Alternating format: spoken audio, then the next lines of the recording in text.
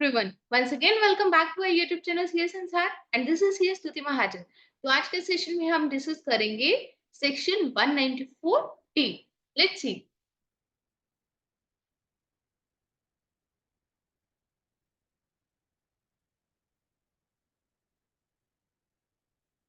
Section 194T. TDS on payment by partnership firms. ये एक नया सेक्शन है जो कि बजट 2024 के अंदर इंट्रोड्यूस किया गया है. अगर हम पहले की बात करें तो पार्टनरशिप फर्म से अगर कोई पार्टनर को पेमेंट की जाती थी तो उसके ऊपर टीडीएस इंप्लीमेंट नहीं किया गया था, टीडीएस लेविट नहीं किया जाता था.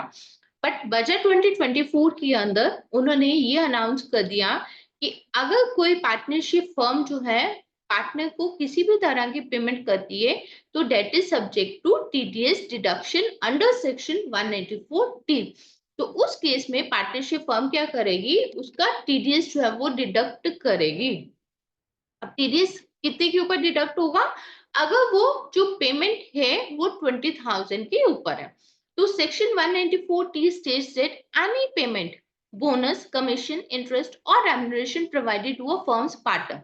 अगर पार्टनरशिप फर्म जो है वो पार्टनर को किसी भी तरह की पेमेंट करती है, चाहे वो बोनस की फॉर्म में कर दे, कमीशन, इंटरेस्ट या फिर रेम्युनरेशन की फॉर्म के अंदर, अगर कोई भी उसने पेमेंट की है उसके ऊपर 10% टीडीएस कटेगा under section 194T if the total amount for the relevant financial exceeds rupees 20,000.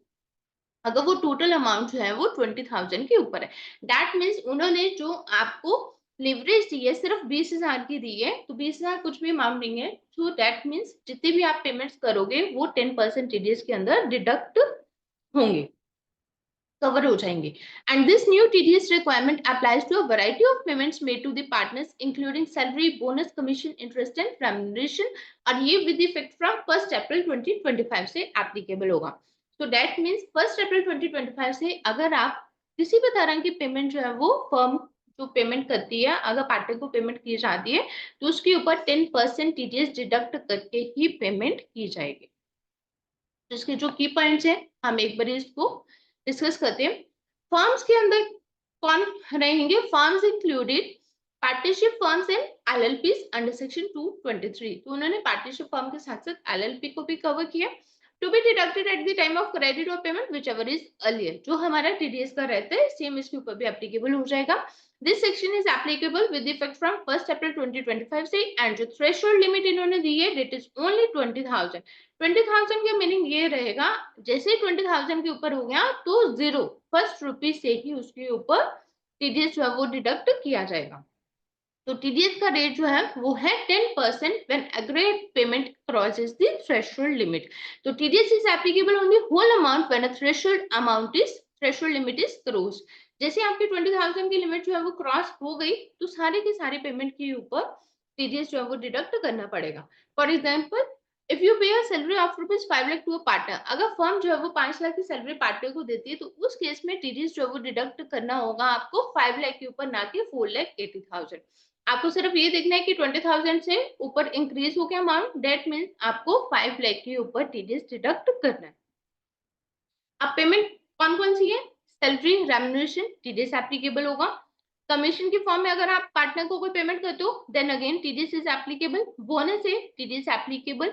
Interest in capital और लोन, टीडीएस इज एप्लीकेबल. लेकिन अगर कोई पार्टनर कोई ड्राइंग करते हैं या अपने कैपिटल की रीपेमेंट लेते हैं तो उस केस में टीडीएस एप्लीकेबल नहीं. तो बेसिकली अगर हम देखें तो इससे क्या होगा, टीडीएस जो भी है, जितनी भी पेमेंट जो है वो पार्टनर को की जाएंगी उसके ऊपर टीडीएस डिडक्ट करके ही पार्टनर को आप पेमेंट करेंगे. इससे ये होगा जब उसका टीडीएस डिडक्ट हो जाएगा तो पार्टनर के 26 ईयर्स के अंदर रिफ्लेक्ट हो जाएगा कि उसको ये पेमेंट जो है वो फर्म से पेमेंट चाहिए. मोर ओवर उसका टीडीएस डिडक्ट हुआ होगा तो एट द ईयर एंड जब वो पार्टनर अपनी आईटीआर फाइल करेगा तो उसके ऊपर बर्डन नहीं आएगा. एक तरह से अगर देखा जाए तो बेनिफिट है. मतलब कई सारे क्वेरीज आई हैं कि इसको टीडीएस के अंदर लेके उन्होंने गलत किया है या मतलब दोबारा से बर्डन बढ़ा दिया है.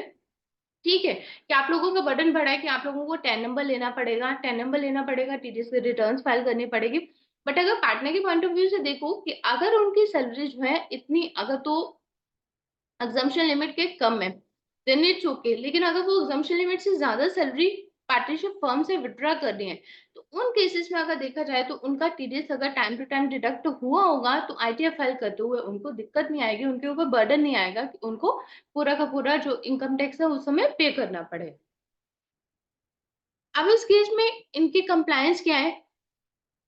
तो सबसे पहले पार्टनरशिप फर्म को अपना टैन नंबर लेना पड़ेगा। टैन नंबर किस लिए? टैन नंबर होगा तो आप टीडीएस डिडक्ट करके डिपॉजिट करवा पाएंगे। देन डिपॉजिट करना है, आपको टीडीएस डिडक्ट करना है। अगर जो भी पेमेंट आपने पार्टनर को की है उस केस में अगर 20,000 से ऊपर वो क्रॉस करती है तो उस केस में आप उसका टीडीएस डिडक्ट करेंगे। अगर आपने टीडीएस डिडक्ट किया है, ऑब्वियस सी बात है आप उस टीडीएस को डिपॉजिट करेंगे। टीडीएस को डिपॉजिट किया है तो आपको टीडीएस की रिटर्न्स जो है वो क्वार्टरली फाइल करनी है, और क्वार्टरली फाइल करने के बाद आपको इशू करने हैं टीडीएस सर्टिफिकेट्स, आपको इशू करनी है।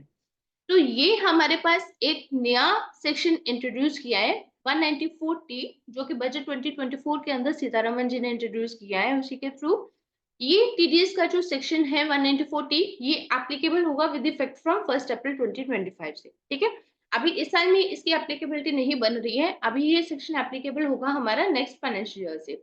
लेकिन आपको उसी के अकॉर्डिंगली सब कुछ अपना ध्यान में रखते हुए, अब आपको पता है कि 1 अप्रैल 2025 से ये सेक्शन एप्लीकेबल होने जा रहा है। अगर आपके पास 10 नंबर ऑलरेडी है देन इट्स ओके, अगर आपके पास 10 नंबर नहीं है तो आप अप्लाई कर सकते हैं लास्ट क्वार्टर के अंदर।